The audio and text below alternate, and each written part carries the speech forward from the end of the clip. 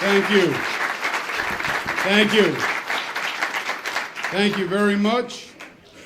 First, to the Reverend Al Sharpton, it is my pleasure to be here. It's a pleasure to be in the House of Justice. Couldn't be any more fitting. And let's begin by giving another round of applause to Reverend Al Sharpton for all the great work that he does.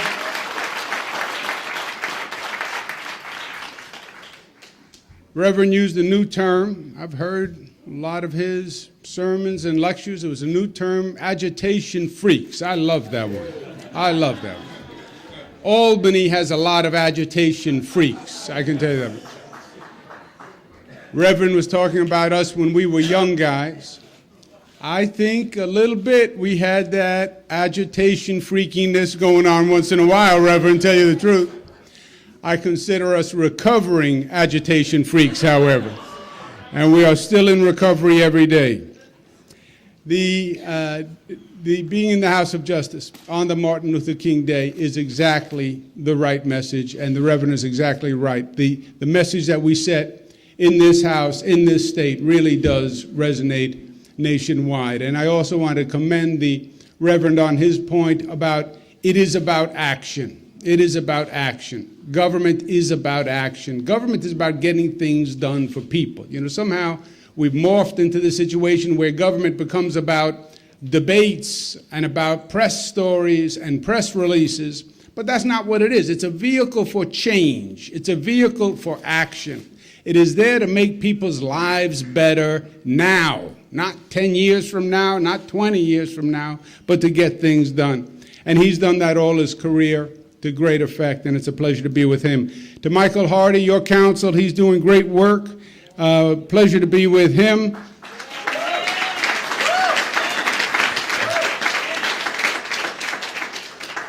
To a great, great Congressman, Congressman Charles Rangel. Pleasure to be with you, Congressman Rangel. Reverend was talking about us as young guys. We came up watching, learning from Congressman Rangel. I'm still learning from Congressman Rangel. I wrote that one down this morning, Charlie, coming in at this time, right down the center hall. I like that. Give him another round of applause, Congressman Charles Rangel. I have members of my team who are here today who I'd like to introduce quickly. Helen Diane Foster, who's the Commissioner of Human Rights, which is an agency that can do a lot of good for you. Alfonso David, who's the Deputy Secretary for Civil Rights. Mecca Santana, who is our Chief Diversity Officer. Brian Simon, who's the Director of Governmental Relations at the Port Authority. Melvin Norris, Environmental Justice Director. Kevin Wardali, who you all know, and Rodney Capel, who you all know. Martin Luther King Day is very special to me, and I have a special memory about Martin Luther King Day and about the time. When I was in the Clinton administration, during President Clinton's administration, I was at HUD, Housing and Urban Development. I was the Secretary of HUD.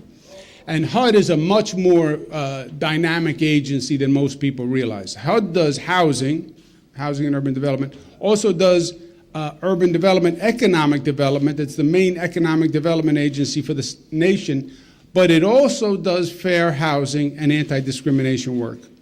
And we had been very aggressive when I was there in the anti-discrimination work. We had sued the Ku Klux Klan, who at that time had a show on public access TV, and it was a big national story about our lawsuit. Back at that time, there was a rash of black churches that were burned down south. I don't know if you remember. And the president put me on that task force to find out what was going on with the black church burnings, et cetera. So I was very active in the field. A few weeks before Martin Luther King Day, phone rings, Coretta Scott King, God rest her soul, on the phone. And she invited me to do the Martin Luther King Day address in Ebenezer Baptist Church in the pulpit of Dr. King. And it was a tremendous, tremendous honor, and I was flattered by it, and I was also a little nervous about it. So I spent weeks researching Dr. King and working on remarks and working on the speech. And the two central thoughts that were recurring to me from Dr. King's teachings.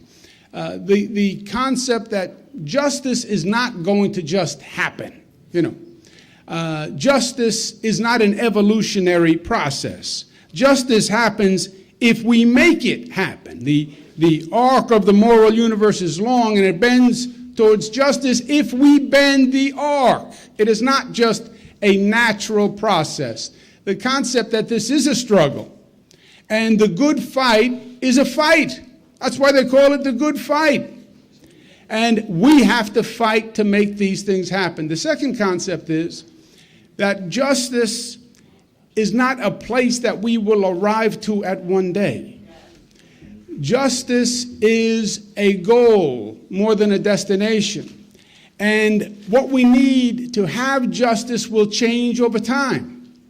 Because justice is also a function of the circumstances. It's justice in this society today, given this situation, which may be different tomorrow, which may be different from last year, but it's justice in this society today. And those concepts have always stuck with me. Martin Luther King Day for me is a day of action, but it's a day to reflect and take stock. What have we done right? What do we have left to do to reach a truly just society? There's no doubt that we have made great progress over the years. You look at the White House, God bless President Barack Obama as a sign of progress.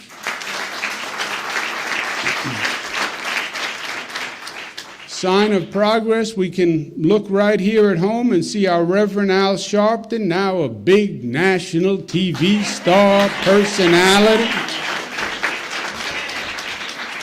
Not just a national TV star, but a very handsome fashion model TV star.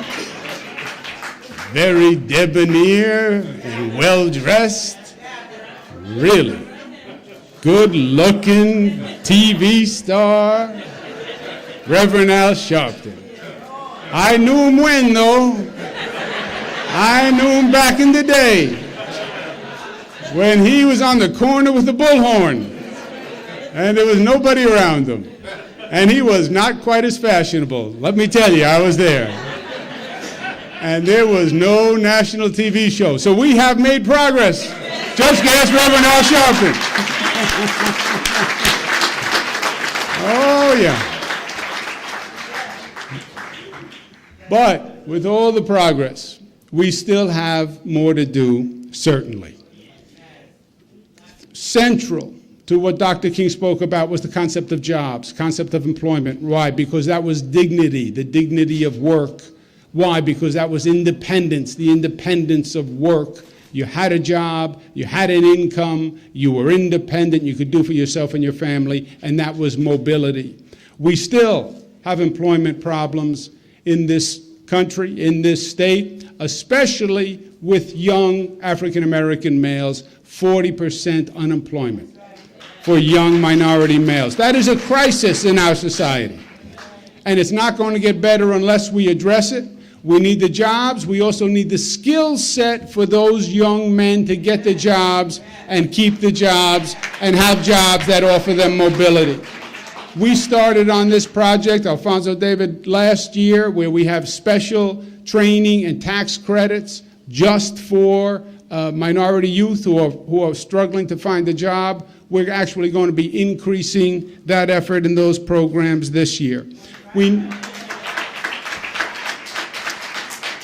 talk about using government money because government spends a lot of money.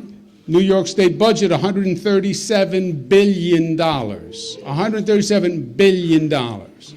Government is spending all that money. How do we use it to help people get equality and job opportunities? And there's an effort called the MWBE, Minority Women in Business Enterprise Program.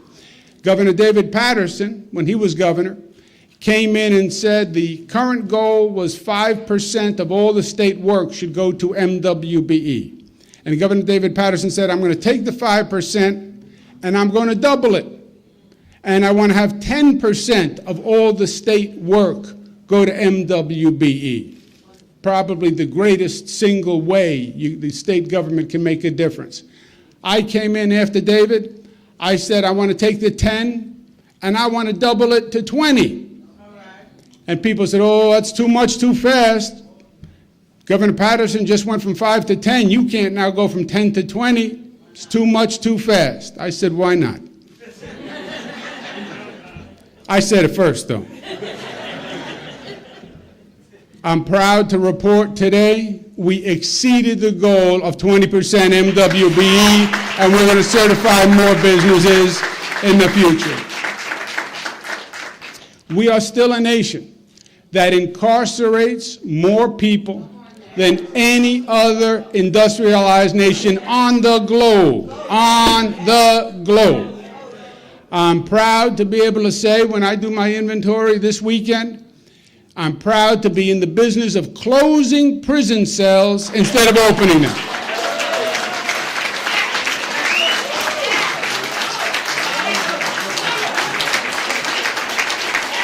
I am proud to be able to say we've closed over 5,000 prison cells in this state, and we're going to close more. We also addressed a situation that was truly terrible, which was the juvenile justice system. And what would happen with juvenile justice system, you have a young person, a juvenile, get into trouble, and they get sent upstate to a juvenile justice facility, hundreds of miles away from the community, dealing with a community that doesn't really understand them and caregivers that don't really understand them. They're not learning, they're getting better. And wait for this, how much did it cost to keep a young person in a juvenile facility upstate? $250,000 per year. We said, enough of that. We're bringing those young people back home into the community to get the care they need right back at home. We have a civil rights crisis of today, which is 16 and 17-year-olds in this state get tried as adults. That's the state law. Only New York and North Carolina are the only two states in the country where we treat 16 and 17-year-olds as adults. That law has got to go. I want to make it a priority this session.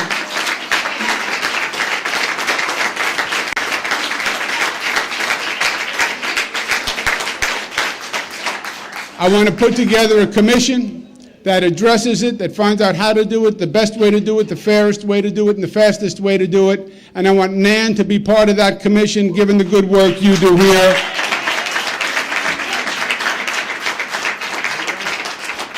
One place we have made progress is in the area of gun violence.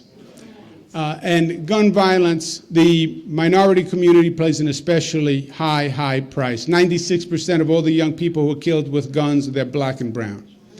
And the gun violence scourge has to stop. And we made a big difference in the state of New York when we were the first state to pass the best, smartest gun control legislation in this country called the SAFE Act. Background check before someone buys a gun, no guns to criminals, no guns to the mentally ill, no crazy high-capacity magazine assault weapons because the risk is too high, and we made that a reality. The greatest challenge for us, though, I believe, is going to be in the education system. Because the education system really is the civil rights battlefield of today. Because the education system is supposed to be where you realize the American dream, right? That was the concept. You come here, you go to a public school, you work in the public school, and then whatever you want to be, you can be from the public school. But that dream is fading because we don't have one public education system. We have two public education systems. And it's not the public schools and the private schools. We have one set of schools for rich people, one set of schools for poor people, and they are two very different realities in those school systems. And we have some of the best schools in the country, and we have some of the worst schools in the country. And literally, it depends on what part of town you're in. You go into a school on the rich side of town, and you go into the first grade and they're on the internet. You go to a school on the poor side of town, they don't even have a basketball net. You go into a school on the rich side of town, and they'll show you that first graders know how to work the fancy new Pentium processor computers. You go to a school on the poor side of town, the most sophisticated piece of electronic equipment is the metal detector that you walk through on the way to the classroom. And that disconnect is wrong. And that is what has to change. Now, they said it was going to be better with the new technology, because new technology was going to give everybody the same template, the same skills. They said the information superhighway was going to be the great equalizer. Well, the information superhighway is great if you are on it. If you are not on it, it will leave you behind at 100 miles an hour. So I'm saying we want to do two things with our education system, and we want to do it this year, because government is about action, and it is not about talking and planning and doing press releases. It's about action. So this year, first, every study says the younger you get the child in the classroom, the better the child does. Every study says the young mind is open, the young mind is ready, get it in there for positive lessons. We want to have universal, full-day, pre-K all across the state of New York, and be the first state to make it a priority. That's number one. Number two, we want to have state-of-the-art technology in every school. Our children should have the smartest classrooms in the country, with tablets and computers and smart boards and every advantage that any child anywhere has. And we should have that in every district. I'm proposing a $2 billion initiative to invest in technology in our schools, because if we believe our children are our future, let's act that way. If we believe that education is the highway, let's act that way. Let's take New York, which has always been at the forefront of any march for justice or equality. You had the state of New York. Because the state of New York is not just another state. Maybe I'm the New York State governor, I'm a little biased. I am. But I've worked in all those other states. New York State is different, and New York State is special. This is the progressive capital of the nation. We do it first, and we do it best, and when people want to know what is the progressive direction to follow, we say, look for the state of New York, and that will point the way. Let's point the way on justice. Let's point the way on jobs. Let's point the way on equality. Let's point the way on getting things done and using government as a vehicle for social justice, which is what Martin Luther King spoke about so many years ago. And let's say to the other states, New York points the way once again. Thank you, and God bless you.